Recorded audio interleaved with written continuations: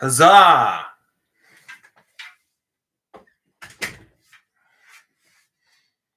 Hopefully you can hear me. Oh, Paul. So that's unless that's Celsius, 60 would be like melting everything if it was Celsius, I think. 60s Fahrenheit would be amazing. All right.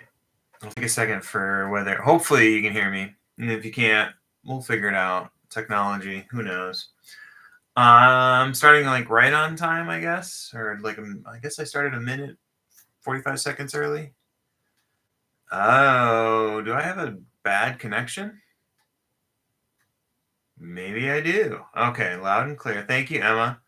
You may have missed my huzzah. All right, loud and clear. So it looked like I started the live stream and then it like refreshed. So, technology. Can't escape it. Ahoy, Mike. Mike G. And okay, cool. Sometimes I don't know. There's like this weird one-way thing. You don't know what happens.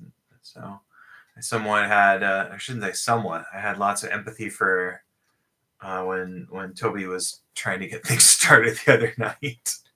So, yeah. So, and big hello to everybody, to Bonjour Paul, hello Colette, Bill B, let's see, Mike G I said hi to, Emma, welcome back. Lynn, I hope the future is treating you well. And Allie, welcome. So I got the email out late again. Oh, yeah. So this is a tarantula hawk. And the tarantula hawk, I think, has the most painful sting on the Schmidt scale for insect stings. So, and I guess what it does is it kills tarantulas. That's why it's called a tarantula hawk. And like the reproductive thing for it is like weird. Like they like create like a zombie. I think it's the tarantula hawk. Creates like the zombie version of the tarantula, and then it uses the tarantula's body to like incubate its eggs, I think. So we have them all around in southern Arizona. Yeah, it does look like a flying ant, kind of, but yeah, they're in the red wings are this really interesting red tone. It's somewhat hard to get pictures. I think I have some pictures on Instagram. For whatever reason, Instagram, when it filters pictures, the reds don't come out as red as my eye sees them. So they're about like that big. So what is that? Let's see. Do I have a measurement device around here that's metric? And of course, this is what everybody tuned in for. Me to just what you wanted. The measurement in picas. Like probably Emma and maybe Ruth would get a chuckle on that. Picas in inches and points. I don't know. I don't have a like normal person measurement device. Oh wait, I guess I do. So I think they're about this big. So that would be maybe 7 centimeters. Yeah, about 7 centimeters, or about, well, the wingspan would be about 7 centimeters, about 3 inches maybe. And then of course, but I don't know what the measurement from top to bottom is. So years ago, I was on a project that was hosted in the entomology department at the University of Arizona. So I got more interested in insects. But oh yeah, so Paul did that on the fly, 3 inches. Well, as I said, you didn't come here to hear random facts about insects. That would be a totally different live stream. You came here to do not much of anything, or mindfulness meditation. So folks that don't know me, I am Andrew. I'm a certified mindfulness meditation coach. I'm a software engineer by trade and training. And we've been doing Wednesday sits now for gosh, is it a year? I should look at that. But and then for a while I was doing these as like a daytime thing. And so Gabrielle and Sarah V and a few others used to come to the day versions of it. So there's been some live stream version of things out here for a while. What we normally do is we do a 25-minute sit. We have a light guidance, or we have a technique that we're practicing, and then we put that technique down at the end for the last 5 minutes where we do nothing. So so that would be something akin to like shikantaza, which is the just sitting in Zen, where we're not really implementing a technique. We're just sort of allowing the mind to be as it is. So as it is sometimes is what you'll hear some people refer to the practice, like the Zen version of it. So again, I'm a Zen practitioner, but not authorized to teach Zen. That's so all the caveats abound. So I think that's most everything. I'm pretty sure Jeff is your host for Sunday, so I don't have any announcements on that in that realm. Let's see. Yeah. All right. So we're gonna do something, and then we'll do nothing. So you'll potentially get to choose your something. I'm gonna play around with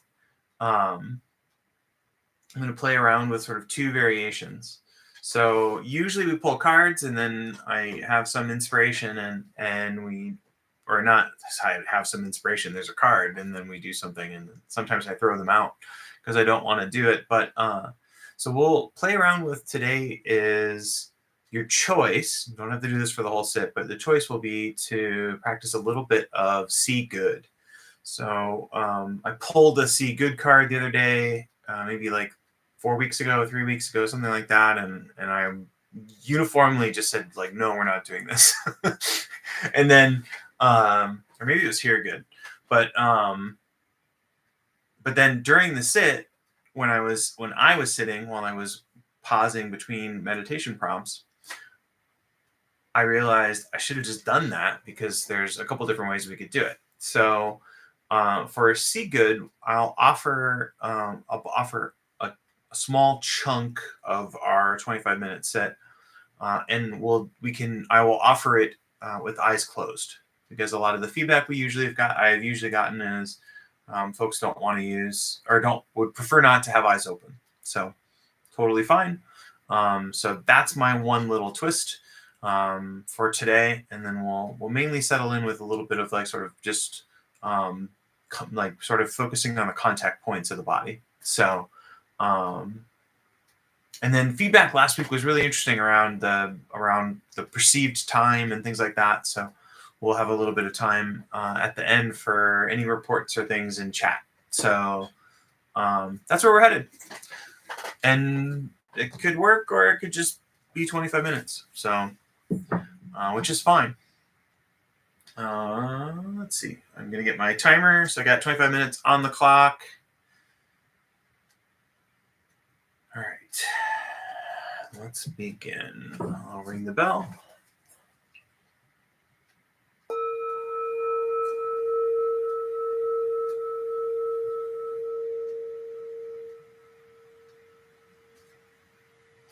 So you'll get a little bit of noise from my environment, the clock ticking, perhaps, the fans from my computer. So no ceiling fan today.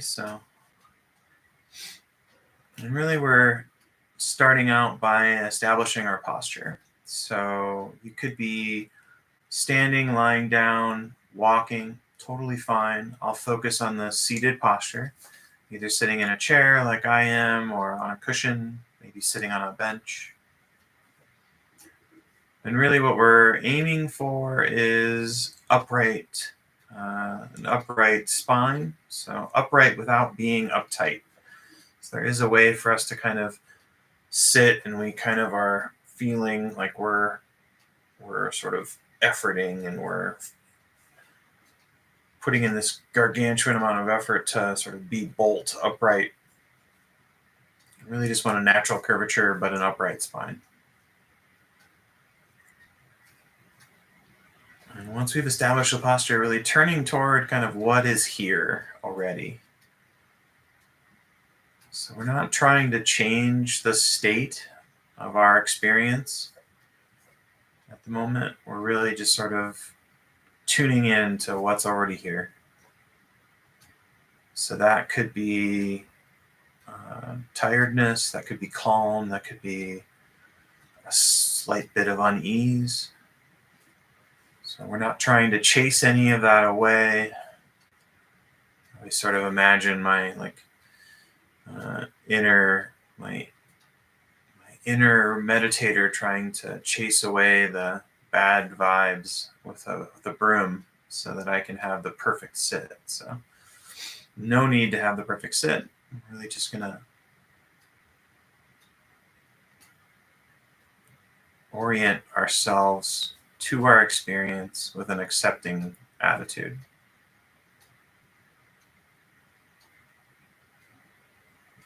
And then to really kind of land where we're at, a few deliberate breaths. Slow and low is the tempo that we're aiming for.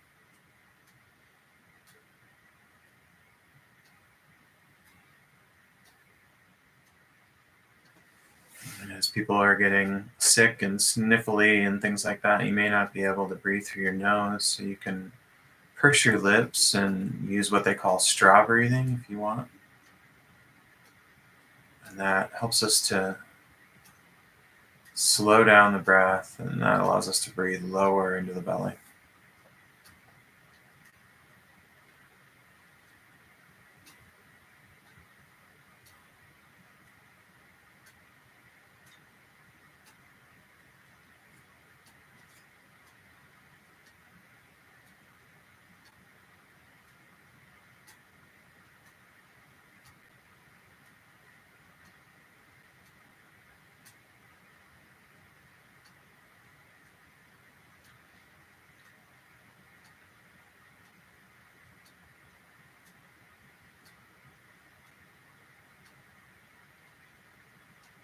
And then now that we're established, shifting to working with a home base. So that home base could be whatever you're comfortable using. So that could be the breath or sounds. So again, your choice, but I'll offer the focus points or the home base as the points of your body where you're touching the ground. Or I should just say contact points, maybe that resonates.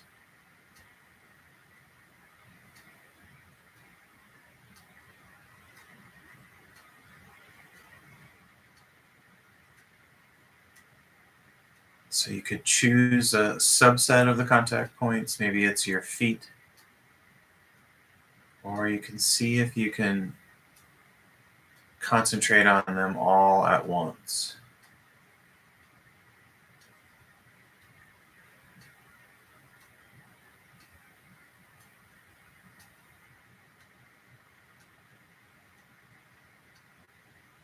Being a creature of habit, and in the system, I would use feel as my optional label.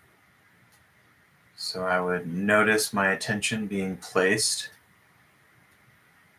on the contact points where I'm concentrating, soaking my attention in, and then using that optional label internally, feel.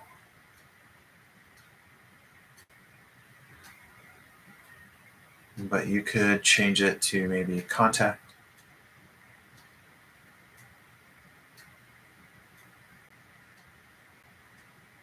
And like any other technique, your concentration will wane and you will wander off. And then you'll realize, oh, I'm not in contact with where my body is resting. And then bringing the concentration back to that point, or those points. And allowing that to happen as many times as it does. The last thing I'll offer before I let you explore on your own is, if you feel that you're beginning to scold yourself for wandering off, for your concentration waning, seeing if you can bring a little bit of welcoming when you bring your concentration back to the contact points.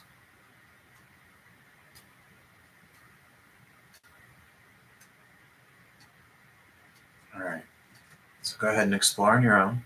I'll check in a bit.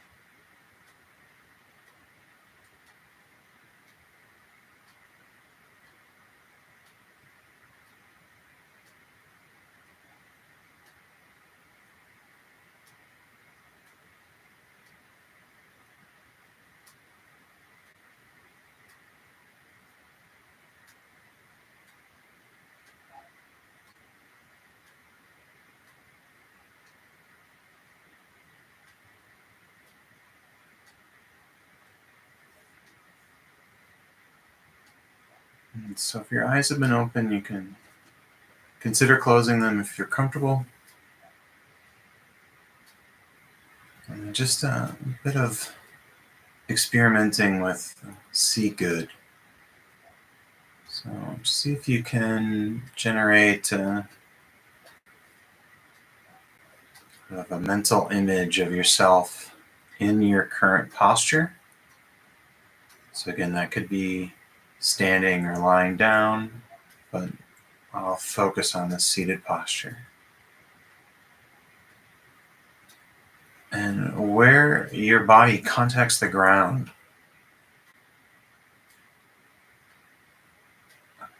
create an image of a slow enveloping, almost like a bright white light coating up from the contact points, progressively higher and higher and higher along the edge of the body.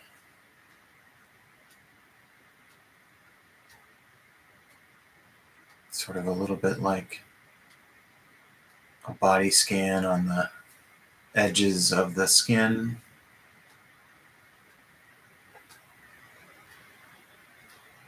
Sort of white, brilliant, cool light.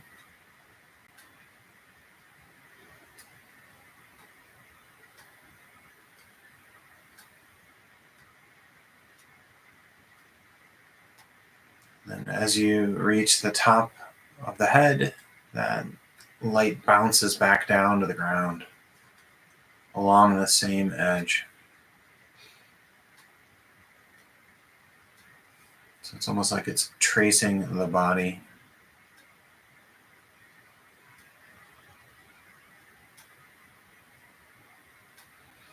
And you may notice that more where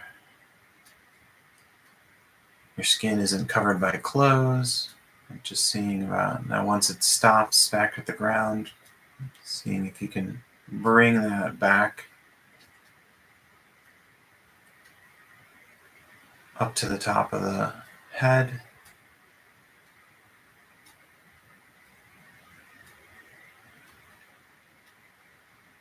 And then again, if you can, see if you can just sort of stabilize that. It's a sense of the whole body like coated in this brilliant, cool white light.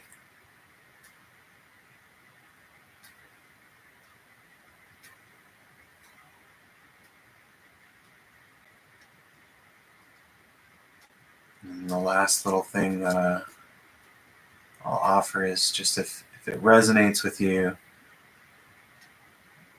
just this notion that that cool white light kind of pulses with each breath.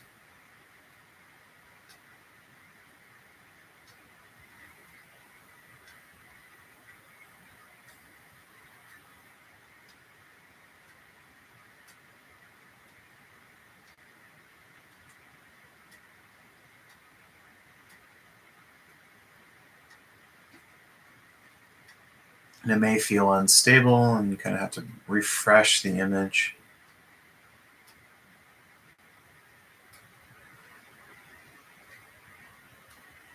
And it might not be, the cooling temperature may not be available if you're in the desert like me. But just seeing, just an experiment.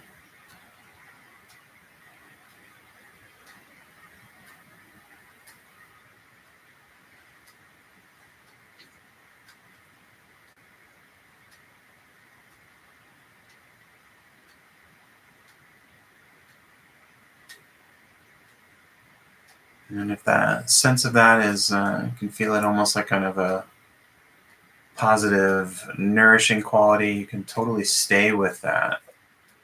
But we're shifting into our do nothing period. So if that was strange and awkward, thank you for trying. And you can just kind of put that on the shelf.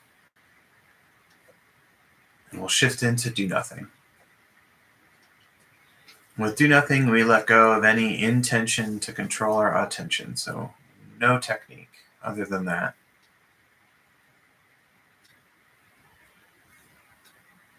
I borrow from Jeff this idea that you're kind of pedaling uphill, and then with do nothing, you get to coast. So enjoy coasting.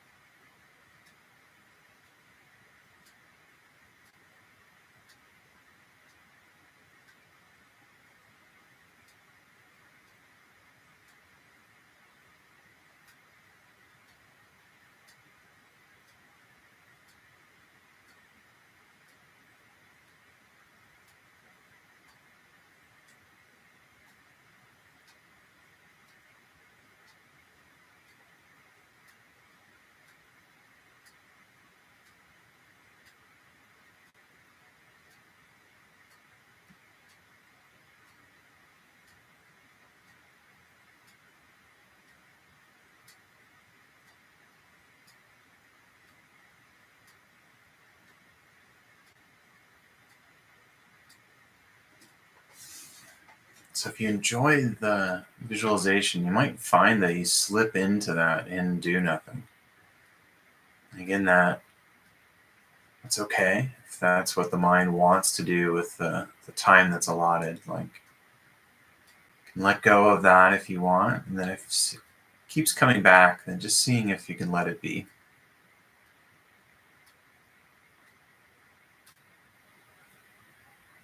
Or another way to say it is maybe just allow it and don't meddle.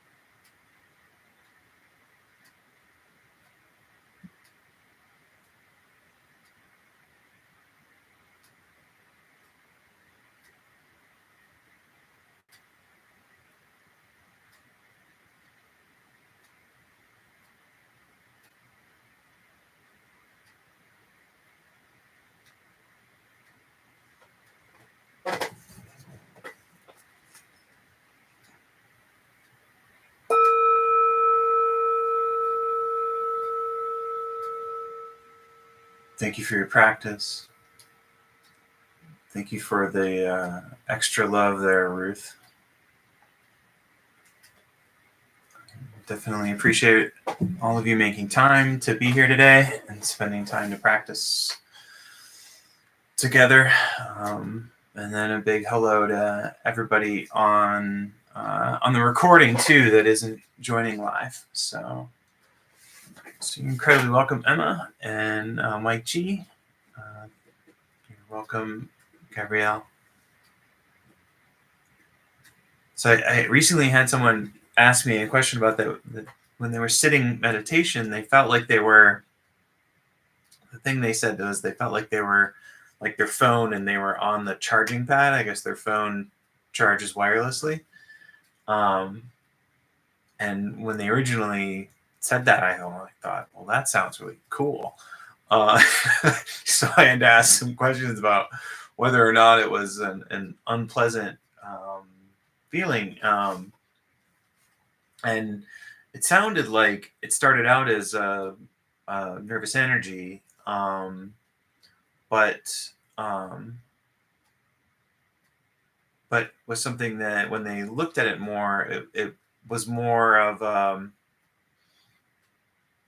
an unclassified kind of feeling. So I thought it was really interesting anyway. So that's where a little bit of the visualization came from, just kind of playing around with that. But I really like this idea of sort of like, your mind, like you're the ice cream bar that gets dipped in the chocolate. Like there's just this layer, the thin layer over. So yes, and good luck to the Padres. I got to watch a little bit of the Padres game yesterday, and Luis Ariz is one of my favorite players. That unfortunately the Twins dealt a couple years ago, so it was really fun to see him playing for the Padres. Okay, so the visualization was something that was enjoyable. That's good. Cool. Yeah, it's mainly the even if it's not good, just like it's a fun thing to experiment with. Just playing around with that. And then for some folks, that maintaining or holding a visualization of yourself sitting, the mental image, there's a condition where you don't produce mental images. I think it's aphantasia, I think is the term. So you might have like the word me might be what you would visualize. And so in that situation, you could kind of take the words and then see if you can kind of dress the words up in their own kind of that visualization from that standpoint, or so change it to a cool white lettering of me or something like that. So just some ideas out there, because I know that is something that comes up by Braincraft. There's a YouTube channel called Braincraft, and they talk a little bit about aphantasia in one of their episodes. So it's an interesting perspective. So yeah, so it does. So mental image, like the folks don't form mental images in their mind. So like see in for them is very literal. It's like literal, like they'll see words, but they won't see. So they would see apple, APPLE, but not an apple. So that's usually the aphantasia example. Usually they use an apple, and they kind of give this idea of like, well, what, how realistic for your mental image is the apple. So is it kind of like a gray tone, or a grayscale? Sorry, not gray tone. Grayscale sort of gradient version, or is it like the luscious red delicious apple, or is it like a Fuji apple, or is it something somewhere along that sort of scale? So anyway, I sometimes I'll do a visualization and then I won't remember until I'm doing the visualization that there's some particular chance that folks may have that. So I think for some folks they'll be aware of it and tune for it, but it's an interesting thing to be aware of. So all right, well, have an excellent rest of your week. Lynn, tell the future we're coming, and I will see folks on Sunday. Bye.